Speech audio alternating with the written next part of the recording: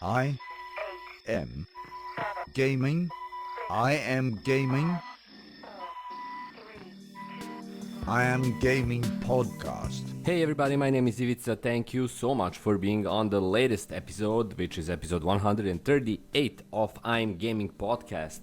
This is a podcast about the video game industry, entrepreneurship, gaming nostalgia, and many more cool things I find to be in the same realm of business and creative ventures. Like always, first and foremost, a huge thanks goes to my Patreon supporters who make this podcast possible. With their donation, each of those donations, I can make this podcast into a thing that's been going on since 2020, and hopefully it will continue to go on strong even in the future.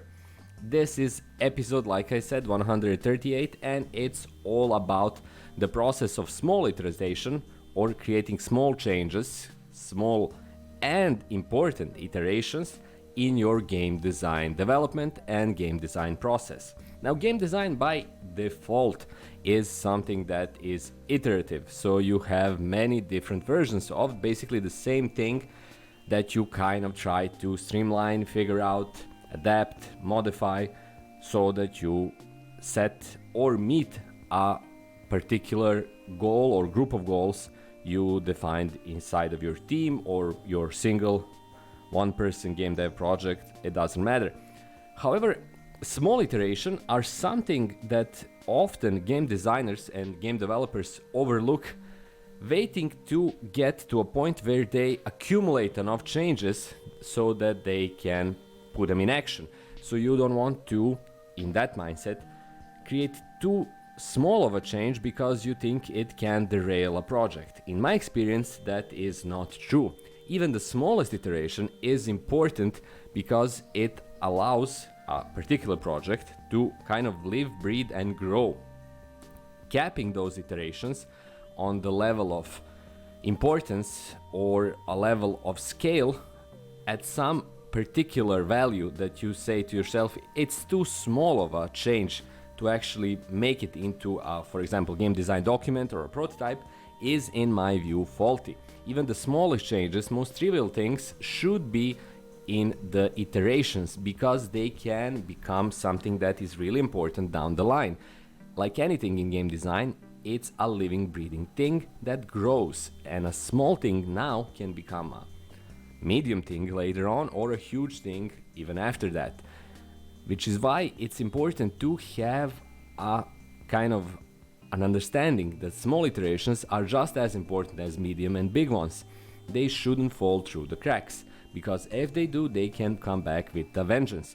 Or in the worst case scenario, you're simply losing out on something that can be a good change, an important thing, something that will improve or enhance the game design, and do it effectively and quickly. Now, the downside, if we can call it that, is that you can add too many of these in a short period of time. So you shouldn't do it kind of forcefully. It should come naturally.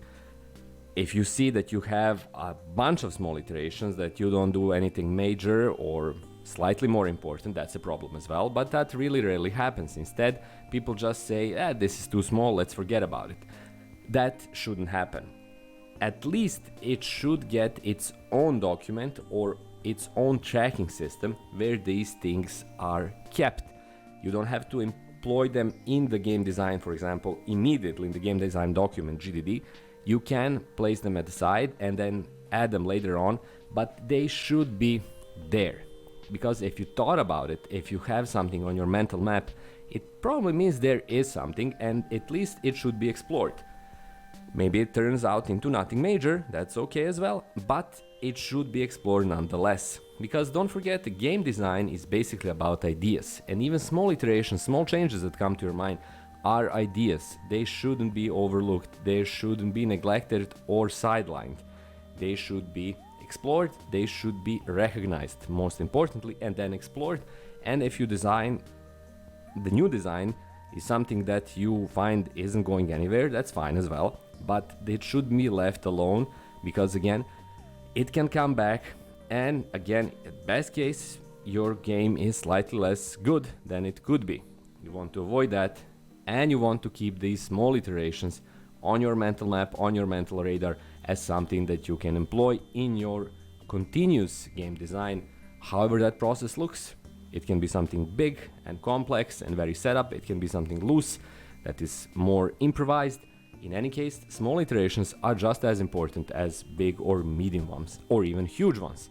So use them and apply them in your process of thinking about game design and improving that game design through iterations, including those really, really small, tiny ones. That's all for this episode 138 of I'm Gaming Podcast. Again, a huge thanks to my Patreon supporters. Please check out their ventures in the link and description below. There is a bunch of these. These include YouTube channels, Twitch streams, games, NFT projects, and many more cool things. If you want to be a part of that list, please consider supporting me on Patreon as well. That's all for this episode. Thank you so much for listening. Thank you so much for being here. Have a great week, and I'll see you in precisely 7 days from now. Until then, bye bye.